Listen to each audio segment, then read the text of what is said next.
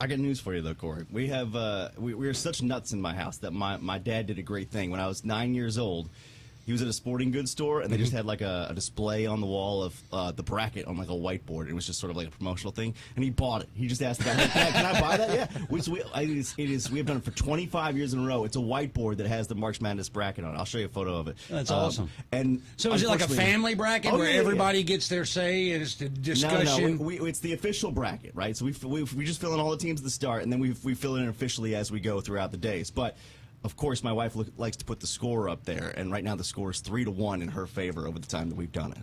So maybe we should really be having her on. Does she know anything about basketball, or is she just, picking who she wants to pick that year? She's a fan casually. She does not know anything about who's necessarily good this year, unless she's heard, UConn's good, or Houston's good, or one of those things. She's a Nebraska fan, or my whole set of in-laws is a Nebraska fan. So we're watching the selection show on Sunday, and as soon as Nebraska gets announced coming to Memphis, people started yelling. So it was great. Your entire extended family is going to be at the FedEx Forum this weekend. Absolutely, yeah. They bought tickets in a second. They actually gambled to buy tickets, and they were trying to go between which session it was because they didn't announce the tip times, right? So it was a little bit of a gamble, but it worked out because they're playing the night game as they should be against Texas A&M. So it should be a heater. I think we've got some great teams coming to Memphis and some big fan bases as well, which should help us from a tourism standpoint. So he's just saying that's not what I'm here for. You just blew my mind, and I'm I don't know what to say now. Yeah, okay. How far into this do we want to go? Let me talk about each of your teams first. Okay, can I do that? Sure. Mississippi State's got a tough first round matchup against Michigan State. That's a toss up. And by the way, is. Good on them for getting by Tennessee in the tournament. I'm sure it made some people in this state a little upset.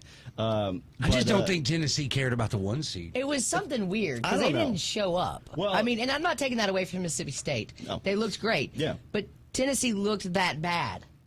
They reminded me of, I hate to say this, the Tigers in some games. Right, well, these are the questions that people have about Rick Barnes, is that his teams typically kind of flounder in March, right? Where they are clearly a quality team. I would say one of the top 10 teams in the country, and certainly by seed they would recognize that as well.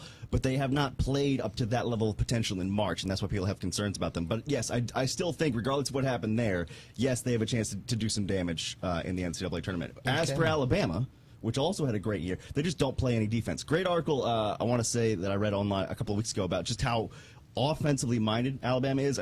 Their guys, this one guy was drinking 9 cups of coffee a day, one of their assistant coaches, just trying to figure out this way and that way and the other way that we can break down opposing defenses. It's a great article. I'll see if I can find it and send it to you. But they don't play defense, Dan. So that's been, they will score at a high rate, but typically, if you come across one game where your shots aren't falling in March, that's typically curtains for your team. The end of it.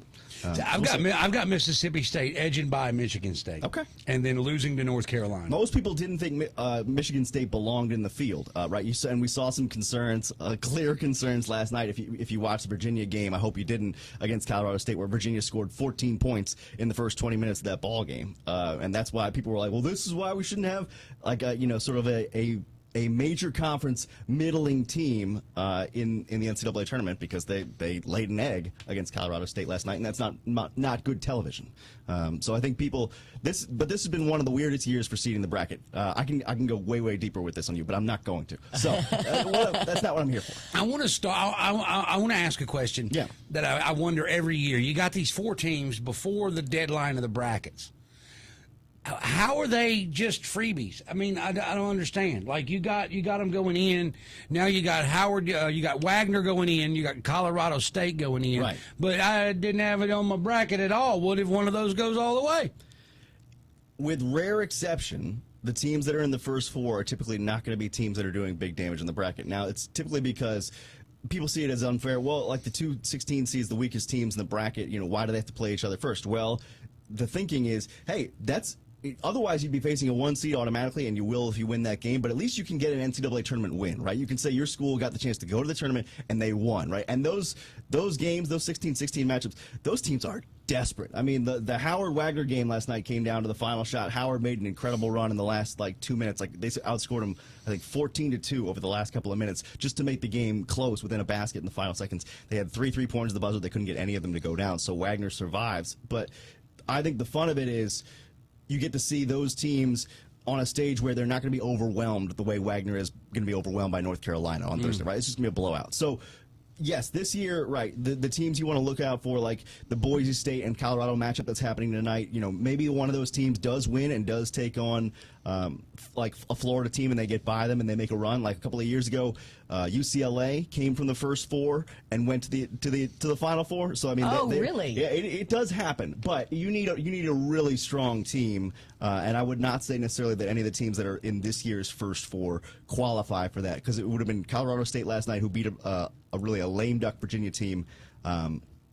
Boise State in the Mountain West in general, I think, has been underrated this year, but I don't think Boise State's going to be the one to make a deep run. And I think also because just honestly, the symmetry, and for people looking at it, Corey, they just assume let's don't bother with those teams, and because a lot of people are like, oh, I forgot, or something like that. So I didn't get it in by Tuesday. Oh, no, I can't do it now. Just leave it at Thursday. And they may expand the field further, but again, I expect them to make it, unless the seed lines change, where they're like, I don't know, some kind of weird setup where there are eight seeds, 9 seeds battling in the first four. It's gonna be just field of 64. It's a good question, though. And don't forget to get your bracket in by 11 o'clock tomorrow. Go to 981themax.com for the $1 Million Bracket brought to you by Benchmark Electric. You'll be able to see Corey and I's bracket up there as well as yours to see who's in the lead. Who is your dark horse low seed that's going to go deep? I don't have one in particular. I would say the teams that I like that are off like the top 4 seed lines typically. I like Gonzaga. I think they're set up well. They've been a little bit under the radar. Both Gonzaga and St. Mary's, who are 5 seeds. St. Mary's out of the West, but Gonzaga out of the Midwest.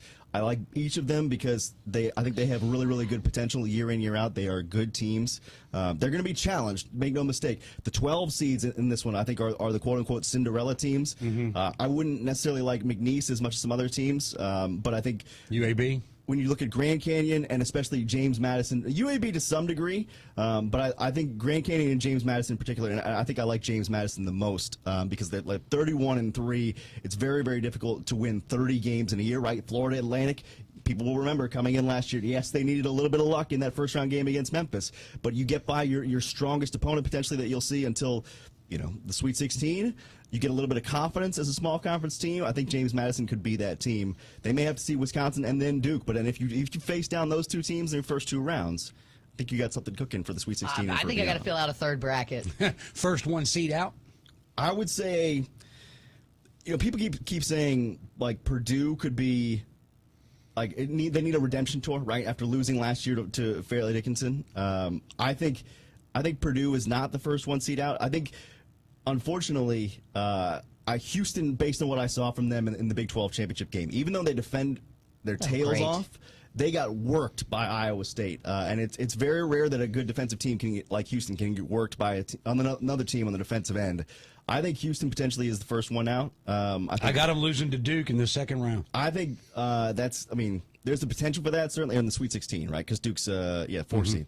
But to me, you can pick the tournament champion any tournament champion you want, as long as it comes from the East region. I think when you stack up UConn, Illinois, Iowa State, and Auburn with what those teams have done of late, those teams have been incredibly hot. UConn's been the best team all year. As much as I want to pick some kind of upstart team, I think UConn has the track record to repeat as national champions and the roster to do it as well. They've just killed folks all year. And but if you want to pick somebody else for your national champion, I would subscribe to Iowa State or Illinois or Auburn. All those teams coming from that East region. It is a grinder of a region. Okay, so I did Illinois. I did not do Auburn. You didn't pick Auburn? You're kidding. Well, and I heard people.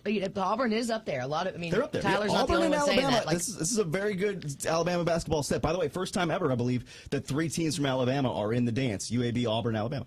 That's awesome. Oh, wow. And but I went with North Carolina and on one and Illinois on the other. Okay.